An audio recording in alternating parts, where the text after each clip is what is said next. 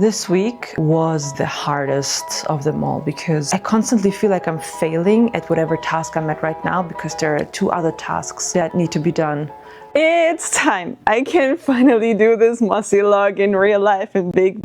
I can't wait.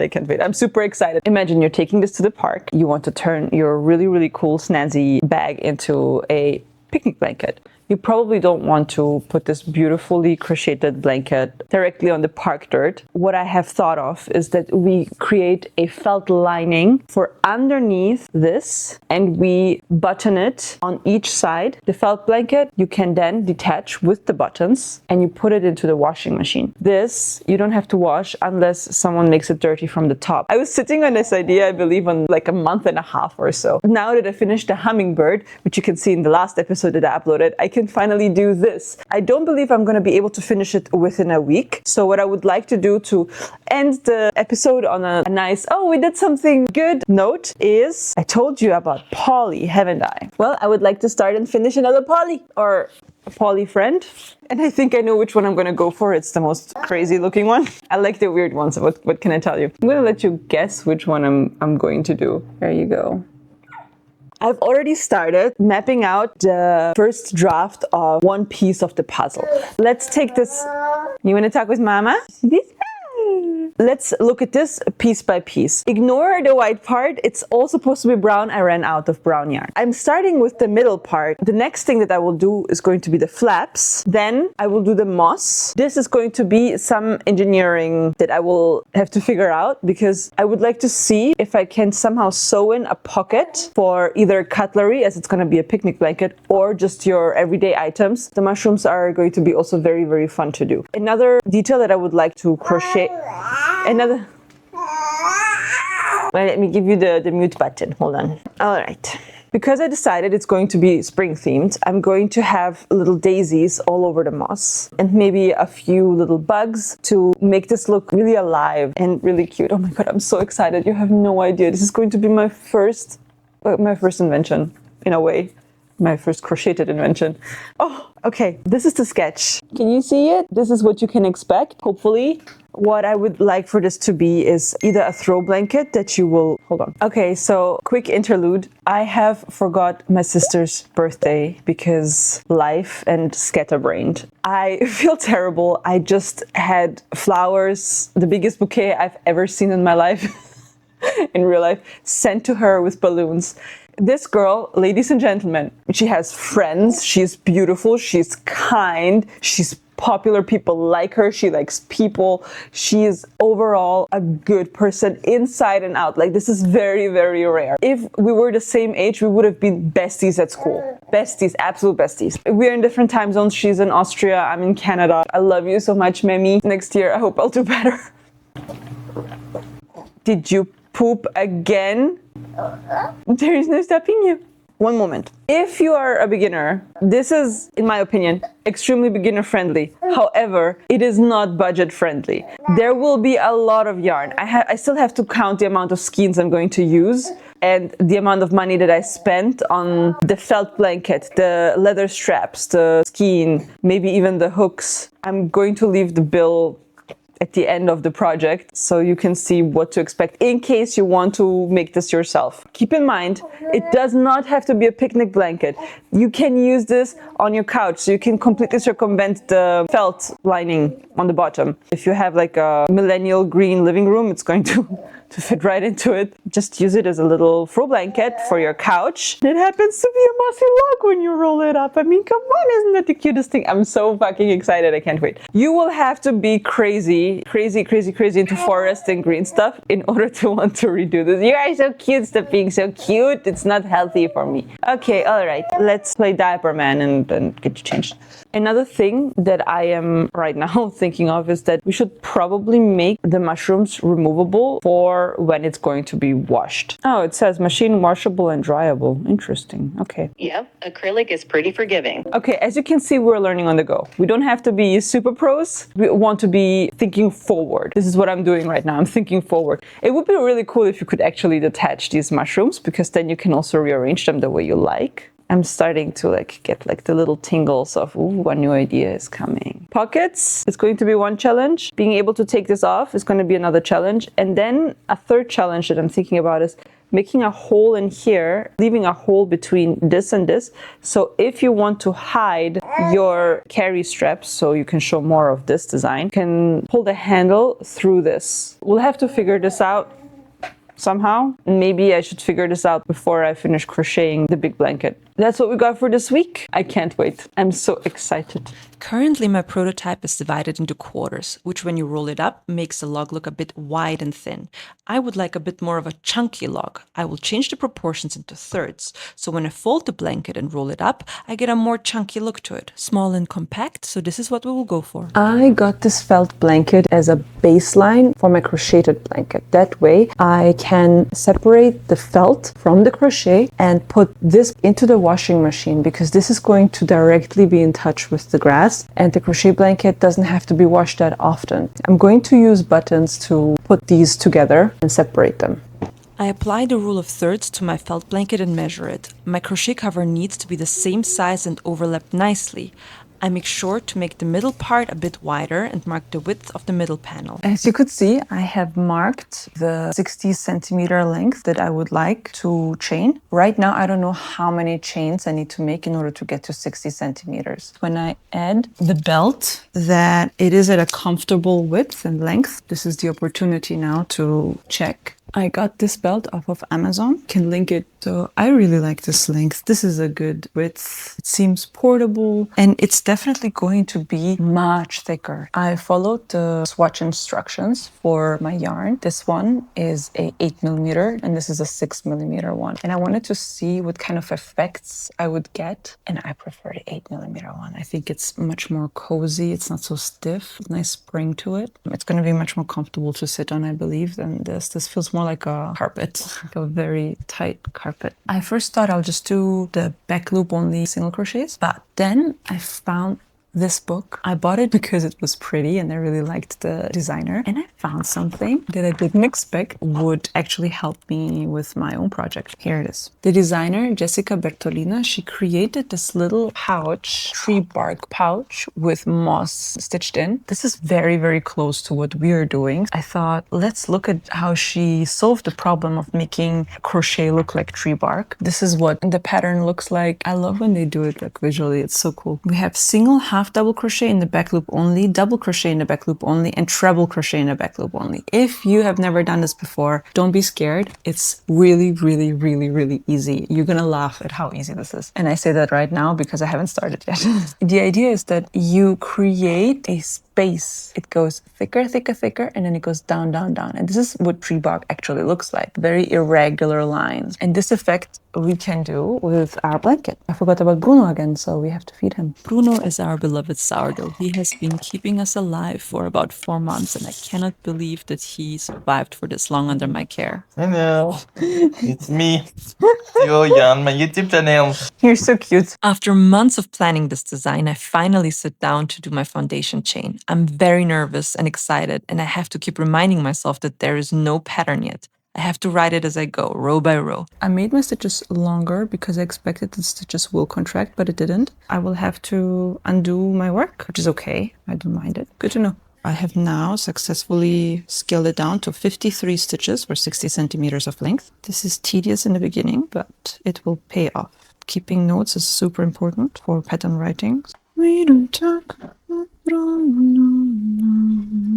Is it gonna pass the 60 centimeter test? Ta-da! She takes the single crochet route for 1, 2, 3, 4, 5 rows before she starts doing her half double, double, treble crochets. We're gonna continue doing this until round 5, and then we're gonna start to add the unevennesses. But first, let's check on Bruno. Yep, he is ready to be baked into a big batch of Austrian-style sourdough bread. For Austrian bread, I use coriander seeds, fennel seeds, anise, and caraway.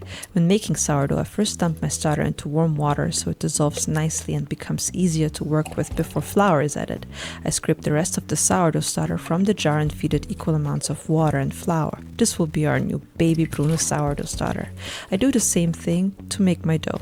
Dilute it in water, add flour, salt, salt and the spices I've prepared with the mortar, mix it all really well, and then let it rest for 30 minutes. Once I get back to it, I can fold it. You have to be very careful with sourdough. Kneading is not necessary. I repeat the process 3 times and then I let it ferment at room temperature for hours. When I ferment my bread before shaping it, I eyeball how much it has risen after a couple of hours. With whole wheat, over-fermenting is definitely a problem. Once it doubled in size, you probably over-fermented, which happened in my case because I was editing last week's video, totally in the zone, and I messed up my dough in the meantime. Once I start shaping it, you'll see what I mean. Between cooking, taking care of the baby, and trying to keep the house clean, I managed to find a few pockets of time where I can continue crocheting. Oh no, my baby boy, my baby boy, my baby boy. Ow! My baby stopped taking the boob. He takes it at night sometimes, but that's all. It sucks because I want to feed him, because it's so practical to have food always ready-made and hot, and trying not to be too upset about it and not take it personally. Here, the mute button. Don't you tell me anything. I don't want to hear from you right now. Husband, can you help me assemble the pump? What's happening here? You doing a vlogging? Yes. You want to join us? Of course. You want to tell the world that we have a little shit? He's a little shit. He's a little shit. Why? Because he doesn't want to take the boob. Loves variety. At night the boob, during the day the butter. Ow! Theo. Let go. I lost 5 hair strands. What are you doing? Stand good. He's smiling. So, quick change of plans. I have received these. So I could finally finish my Twilight Tory. Isn't he cute? This is going to be, I think, a faster win because all we need to do is finish one arm and then we can assemble these 4 pieces. And then at least for this week, we can say, yes, we finished something. I'm not very confident that we can start and finish the mushroom because it takes forever to do, like designing these little monsters. We could do monsters. Hello, husband. Close. Good job, you, for being amazing daddy. Yeah, we would be fucked without Louis. He is thankfully working from home, and that way we can push the baby back and forth like a hot potato whenever we get overwhelmed. Let's get to shaping our sourdough. The moment of truth is upon us, and I have definitely fucked up my dough. It is way too runny, too sticky, too flat. Oh my god, this is too sticky. What did I do? It will be delicious for sure, however, it won't be fluffy and springy, which is a shame but lesson learned. Set an alarm when you work with bread and have a million other things to do around the house. Baking is easy, but it is time consuming. And it is a bit of a chemistry class. Through repetition and failure, I still learn, and I only started making my own bread 4 months ago. My favorite part of the process is still upon us. Upon popping it into the fridge, the next morning, we will do the scoring. I forgot to film the baked bread, so I replicated the same pattern onto a new batch, which I infused with carrot rasps. It was delicious and had the perfect oven spring. I use mandalas, which I trace for inspiration. I love to challenge myself with complex shapes and designs. And the yarn you see me using is leather sewing waxed cord. Don't use cotton, it will stick to the dough. I got this super fancy, beautiful new steamer, and I want to try it and make my own dumplings the Chinese way, which means high precision. I'm a little bit scared. Plain flour, sugar, yeast powder, warm water. Well mix it. Knead dough with a single finger. Cut into equal parts with the left hand. Flatten with grandma's rolling pin. Salt and ground pepper. 5 spice powder. Oyster sauce. Light and dark soy sauce. Ginger. Green onion. Boiling oil. Oh no! Well mix it with your single hand. Gently wrapped up in dumpling wrapper. Let it sit for half an hour. Steam for 12 minutes. Dish up. Done and dusted. Out of this world. I messed these up by not bathing the yeast in warm water first. The dough couldn't rise properly and the bamboo simmer had a smell. Smells like sucks. No way. Thanks the wood. Yes. But it's pretty juicy, no? A bit too thick maybe though. It smells of socks. I cannot take the wrapper off. But it's not my fault. Everything I'm doing is just being honest. I appreciate the food, I love it. Uh-huh. But it's true, it's a bit too thick. But I'm not complaining, like it's still very good. It's the same way when I cook, you say it's too salty or it's too that. When did I say it's too that? When was the last time you cooked and I didn't like it? I'm very good. I'm very good.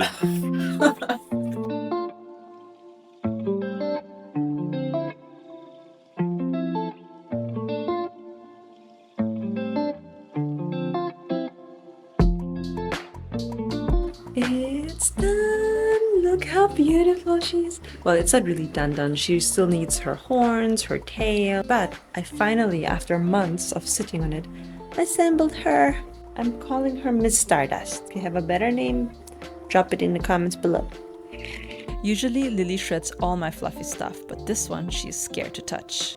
This week was the hardest. Every time I tried to sit down and do something that I wanted to do, I needed to clean, I needed to cook, I needed to do the laundry. Baby was constantly waking up every 20 minutes. So as soon as I got into the zone, I got interrupted. Everything takes so much time. There's so little time for the things that we actually want to do. I constantly feel like I'm failing at whatever task I'm at right now because there are 2 other tasks that need to be done. Talk with myself about the constant guilt that I feel, and even my husband was confused. He says, what do you feel guilty for? You're constantly on your legs, you're constantly doing something, you're constantly working. And I feel like I'm letting him down because as soon as he goes into the kitchen and he cleans up for me, stuff that I need to do as the housewife, I feel guilty. I don't want to make the impression that women are supposed to be the ones cleaning, but my husband, he's working so hard. He's working all the time, making all the money for this family to have this perfect, comfortable living. Like I can do whatever I want with my time. The least I can do is keep our space clean. However, the problem is as soon as it's clean, we need to cook our next batch of either lunch or dinner, and then meal prep becomes a big topic, right? But I'm not organized enough for meal prep. I accidentally meal prepped yesterday. We just made too much food, so now for today, I have more time. That brings me into the next conversation. Normally, this weekend, I would be editing my videos, finishing my last minute things, but Saturday and Sunday, I have clients coming in for tattoo touch-ups. There won't be much of any time for crocheting or editing. Maybe the progress this week is just going to be starting something and finishing little things and making sure that the house is clean, that the baby is happy, the dog is happy, most of all, the husband and the mommy are happy, because we have to be happy in order to make you guys happy. Otherwise, no one can be happy, right? Okay. Good, I'm glad we're on the same page. But the fact that we still function, that the house is still running, that the bellies are still fed, that the dogs are still walked, that the husband are still kissed, that the babies are still smooched. If this is not a success, I don't know what is. There is love. You are ready for your next feeding, huh? And ironically, I couldn't stop but stare at my tattoo that was unfinished and try to redesign or finish the open ends, of course, hiding a hummingbird into the design. And in the meantime, I have to keep reminding myself what this whole week is about. Designing and crocheting my own pattern, of course, so we can picnic on it. However, I keep getting sidetracked with other things that I want to tackle, because crocheting is not a very interesting or fun thing to document and watch. There's just too much repetition for my liking, if you ask me. And this is pretty much the most interesting stitch, the treble crochet that I told you about earlier. It looks a bit confusing at first, but once it is in your muscle memory, who am I kidding? I still get stuck. The entire week I spent being guilty about the fact that I cannot finish anything. And then look at the videos. I do 10 things in a day. So it's normal you can't finish it. I asked my client what she thought about her tattoo before I was about to retouch it. Everybody asks me if it's a real one because everybody thinks it's a patch one when you just patch it. And the one who did my hair piercings, she's a tattoo artist, and she told me that's one of the best microrealism she have seen, and that normally when she sees microrealism like that, there's always adjustment to make. She says she doesn't see anything wrong with it. This is the first polymer clay prototype of Polly's new little keychain friend. It's actually going to be a gift from my husband, so we can finally have matching keychains. I had him choose his favorite, and he picked option E, which also happened to be my favorite one. Honestly, I love when we end up liking the same things. I really admire his taste, especially as an artist and designer. I do see myself selling these on Etsy. The only trouble is that I will have to repeat the same steps over and over again to create well, an identical batch of them. I'm already considering the amount of steps it takes to make one of these and how to streamline it efficiently so I could make a bunch of identical mushroom keychains. And I'm coming to the quick conclusion that this won't be your regular off-the-mill $20 keychain. This is going to be a luxury handmade item that will, well, probably take above $100 because it takes hours to make this. It costs that much because it takes me fucking hours. It costs that much because I don't have superpowers. You need to pay for my skills cause exposure doesn't pay the bills. Unfortunately, the translucent clay I used baked way darker than I expected, so I had to improvise a bit and paint the mushroom with acrylics. But I'm already planning a second version, smaller, cleaner, no mistakes this time. Next time, I'll go with the glow-in-the-dark and skin-colored clay that I used when I made Polly. What do we call him, Biba? How about Fred? Friend. Yeah. Polly and Fred.